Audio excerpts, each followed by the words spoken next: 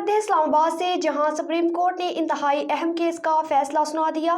Supreme court ने article 62(1)(f) के तहत ताहियात नाअहली का लदम करार दे दी। सुप्रीम कोर्ट ने आर्टिकल 62(1)(f) के तहत ताहियात नाअहली का लदम करार दे दी। सुप्रीम कोर्ट ने फैसले में कहा है कि सियासतदानों की नाअहली ताहियात नहीं होगी। सुप्रीम कोर्ट ने ताहियात नाअहली से मुतल्लक दरख्वास्तों पर फैसला गुज़श्ता रोज़ महफूज किया था।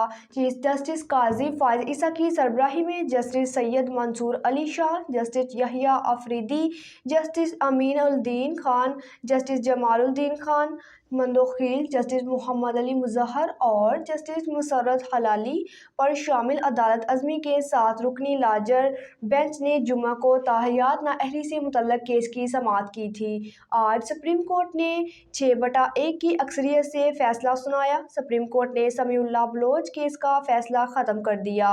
बेंच में शामिल जस्टिस यहिया खान अफरीदी ने फैसले से इख्तलाफात किया। सुप्रीम कोर्ट ने फैसला दिया कि आइन के आर्टिकल 62(1)(f) को अकेला नहीं पढ़ा जा सकता।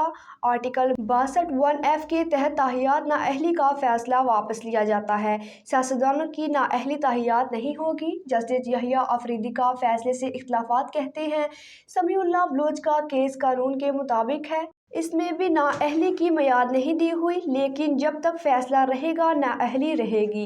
चीफ जस्टिस ने रिमार्क्स दे दिए कि हम खुद को आइन की शक तक महदूद नहीं करना चाहते, पूरे आइन को देखना होगा।